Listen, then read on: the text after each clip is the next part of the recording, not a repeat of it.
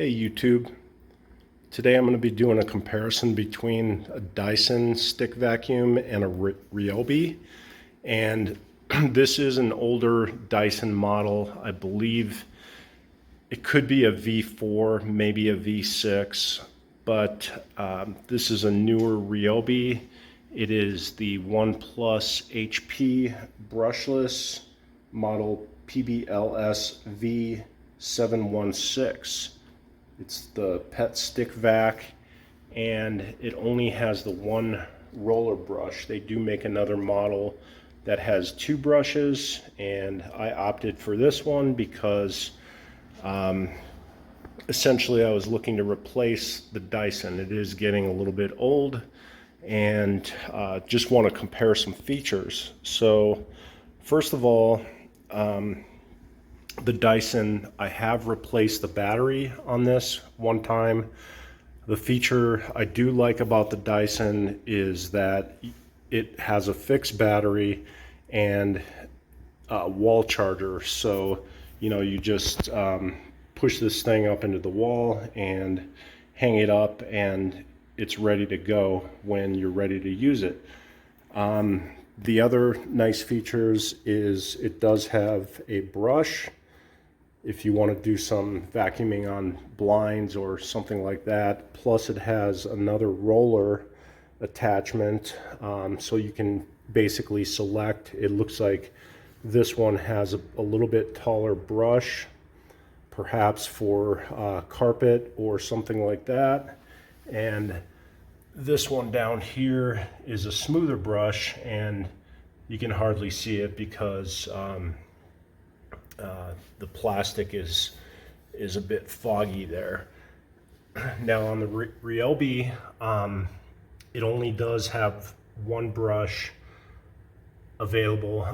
As I said, you can buy the vacuum with the two brushes, but it's a longer vacuum head, and that was a disadvantage for me because basically just getting around tight spots around kitchen chairs and things like that. The other thing with the Ryobi is it does operate on the ONE+ platform. You get a charger and a battery with it. That was one attraction for me because I do have other Ryobi tools and wanted to be able to interchange the batteries. So that being said, my wife does not like it because her hand, she kind of struggles a little bit to get this battery in and out of there, and has to deal with the separate charger and everything. One other feature on the Ryobi is it does have a larger catch bin, where the Dyson seems to have a bit smaller of a catch bin.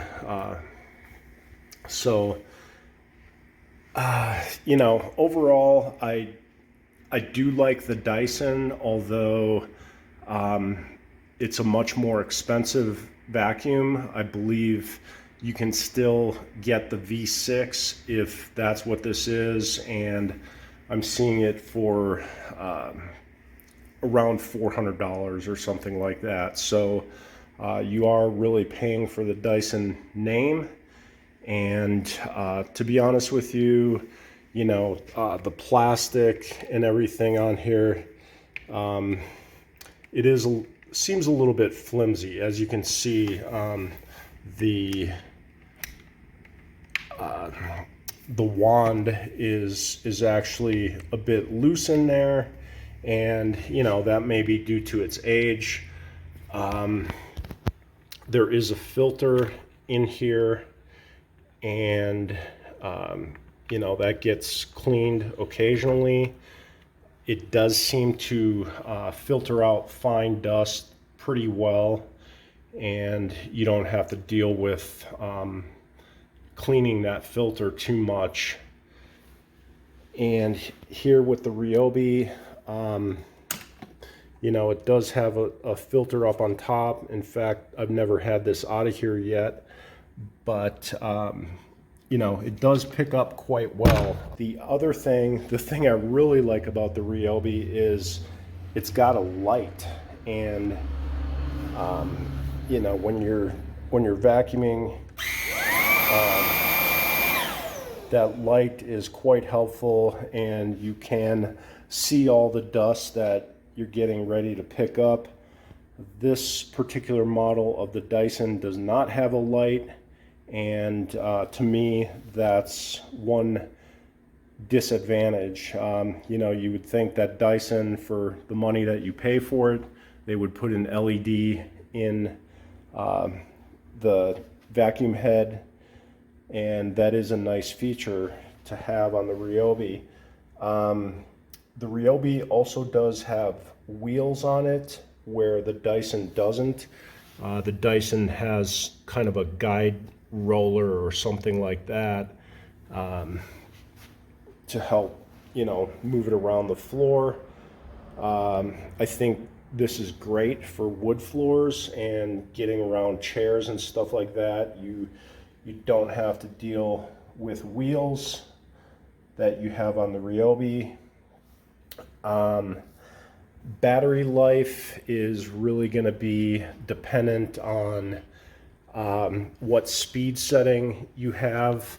Both of these have higher speed settings, and you can see here that the Dyson has a max setting. That's like a high power, and Ryobi also has that sort of setting on. But anyway, again, battery life, you know, it's got the 4 amp hour battery on it. They claim it runs for 60 minutes. I really doubt that, especially in high power mode. Dyson, you know, I actually already had to replace the battery on this, and I've got wood floors throughout my house, and it was getting to a point where you could not vacuum the entire house. You know, let's say 1,500 square feet. This one may get you part of the way there, and you know, it just depends on what you're doing, how long you're doing it. Again, swapping out the batteries is a little bit of a disadvantage, especially for my wife with smaller hands. For me, it's not a problem. The noise level on these,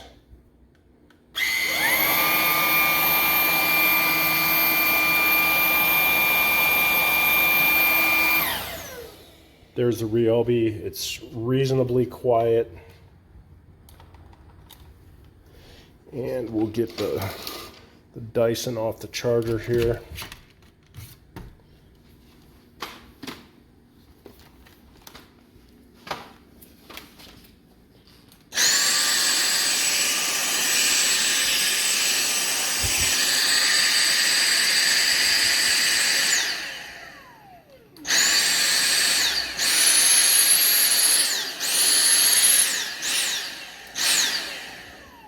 You can see it is a bit more powerful there on max power mode. And again, we'll look at the Ryobi. You do have to step this thing down when you want to put it down.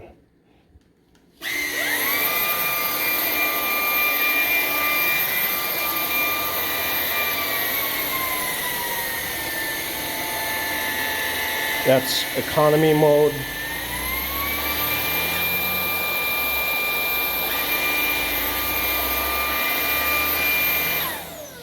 Okay, so I found out what the other button was. It was actually for the light.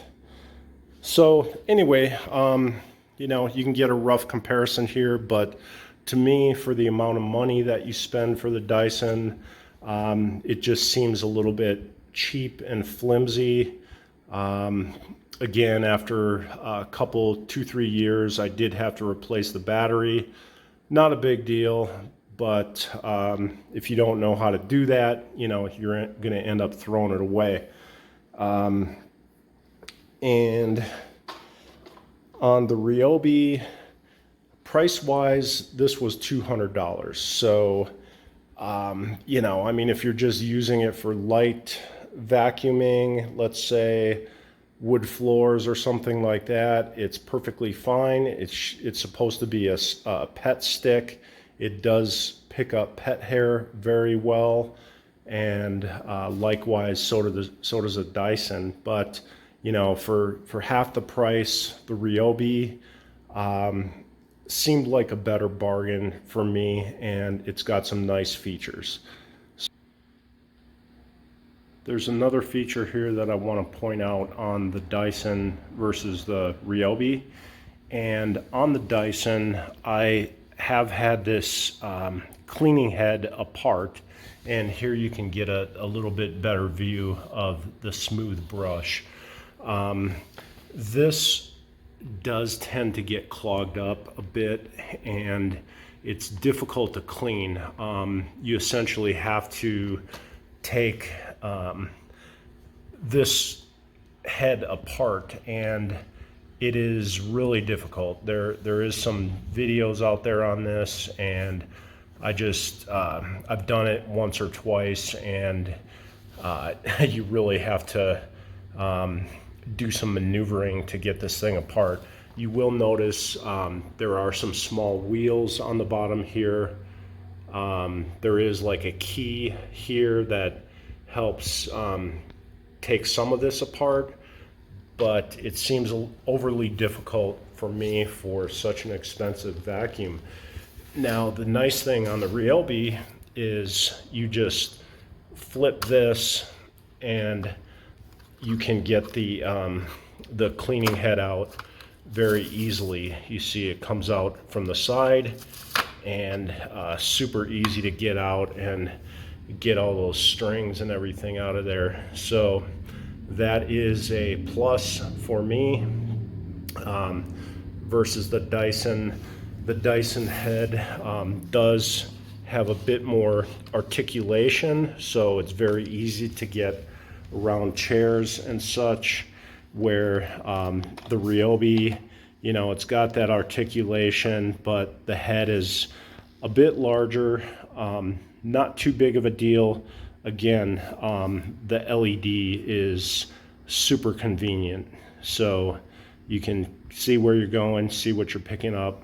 So anyway, just wanted to point those things out.